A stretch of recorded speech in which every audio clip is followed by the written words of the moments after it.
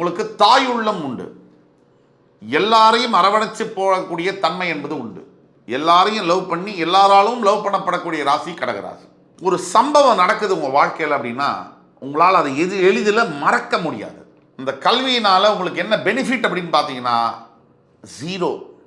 வாழ்க்கையில் மிகப்பெரிய ஸ்ட்ரகிள் இருக்கும். முக்கியமாக 15லேருந்து 25 வரைக்கும் கன்சிஸ்டண்ட்டாக argument, marital problems, issues day to day இருக்கும். அண்ணா, தம்பி, தங்கை, அக்கா இவர்களை இழக்கக்கூடிய, சகோதர சகோதரிகளை இழக்கக்கூடிய வாய்ப்பு என்பது உண்டு.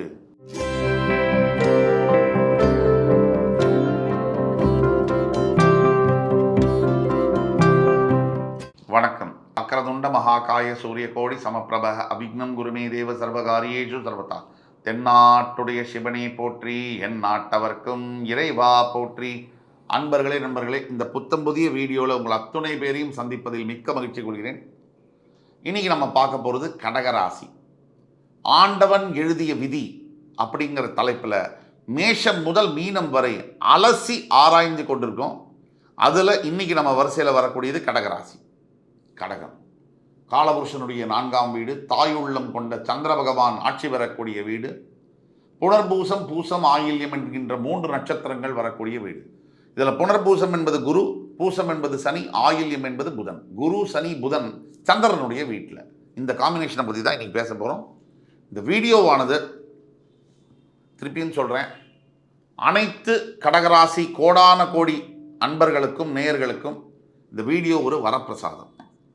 இந்த வீடியோவை முழுசாக பாருங்கள்.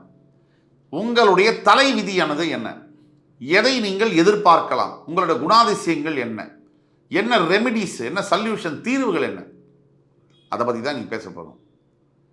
இதில் ஒவ்வொரு பாயிண்ட்டும் முத்து முத்தாக கிறிஸ்பாக தெளிவாக உங்களுக்கு சொல்ல போகிறோம். உங்களோட தெரிஞ்ச ஃப்ரெண்ட்ஸில், ஃபேமிலிஸில், ரிலேட்டிவ்ஸில் கடகராசி என்பவர்கள் இருப்பாங்கன்னா தயவு கூர்ந்து அவங்களுக்கு இந்த வீடியோவை ஃபார்வர்ட் பண்ணுங்கள், ஷேர் பண்ணுங்கள். உங்களுக்கு இந்த வீடியோ பிடிச்சிருந்ததுன்னா லைக் பண்ணி, கமெண்ட் பண்ணி, சப்ஸ்கிரைப் பண்ணுங்கள். ஆக கடகராசி காலபுருஷனுடைய 4ஆம் வீடு. முதல் உங்களோட குணாதிசயம் என்னன்னா, பிரதர்ஸ் அண்ட் சிஸ்டர்ஸ், உங்களுக்கு தாய் உள்ளம் உண்டு. எல்லாரையும் அரவணைச்சு போகக்கூடிய தன்மை என்பது உண்டு. உங்களை பொறுத்த வரைக்கும் கடகராசிக்கு அனைத்து 11 ராசியும் உங்களுக்கு வேணும். அதாவது எல்லாரும் வேணும், யாரும் எதிரி கிடையாது. இந்த கடகராசி ஒரு ராசி தான் எல்லாரையும் லவ் பண்ணி எல்லாராலும் லவ் பண்ணப்படக்கூடிய ராசி கடகராசி. ஆனால் மனசில் உங்களுடைய எண்ணங்கள் நான் ஸ்டாப்பபிள் தாட்ஸ், நிற்கவே நிற்காது மைண்டில். ஏதோ ஒன்று, ஒரு 750-800 மிஷின் உள்ள ஓடுற மாதிரி, தூங்கும் போது சரி, முழிச்சிருக்கும் போதும் சரி, ஏதோ ஒரு எண்ணங்கள் உங்களை பாதர் பண்ணிட்டே இருக்கும். எல்லாரும் உங்களை சொல்கிறது என்னென்னா, நீங்கள் ரொம்ப சென்டிமெண்டல், ரொம்ப எமோஷ்னல். அதை பற்றி நீங்கள் கவலையப்பட வேண்டாம்.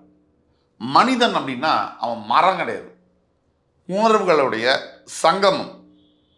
ஒரு எமோஷ்னல் பேக்கேஜ் தான் ஒரு ஹியூமன் பீயிங். ஒன்றுமே சாதிக்க திறமையோ அறிவோ இல்லாத ஒரு நபரால் மிகப்பெரிய சாதனைகளை செய்ய முடியும் அப்படின்னா அது எப்படி சாத்தியம்? எமோஷன்னால தான் முடியும். இந்த வீரியம் கொண்டு எழுதுறது, அந்த தன்னம்பிக்கை, தைரியம், அந்த உத்வேகம், உற்சாகத்தினால தான். அந்த வகையில் உங்களுக்கு முதல் பரிசு. யார் என்ன சொன்னாலும் நீங்கள் கவலைப்பட தேவையில்லை, நீங்கள் எமோஷ்னலாகவே இருக்கு. அதே மாதிரி இன்னொரு பழக்கம் என்னென்னா, உங்கள்கிட்ட ஒரு சம்பவம் நடக்குது உங்கள் வாழ்க்கையில் அப்படின்னா உங்களால் அதை எளிதில் மறக்க முடியாது. திருப்பி உங்களுக்கு கெடுதல் செய்தவர்களையோ, உங்களை அவமானப்படுத்தியவர்களையோ மறுபடி பழி வாங்க வேண்டும் அப்படிங்கிற எண்ணம் உங்களுக்குள்ள இருந்தே இருக்கும். நாம் பேசிக்கொண்டிருப்பது எல்லாம் பொது பலன்களே.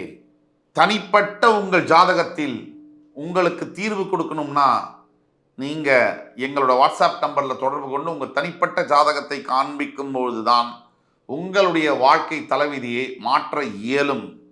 இது உண்மை. அப்போது எல்லாத்துலேயுமே விதி விலக்குகள் 10% இந்த பக்கம், 10% அந்த பக்கமும், 80% பற்றி நம்ம பேசுகிறோம். ஆக இதெல்லாம் உங்களோட குணாதிசயங்கள்.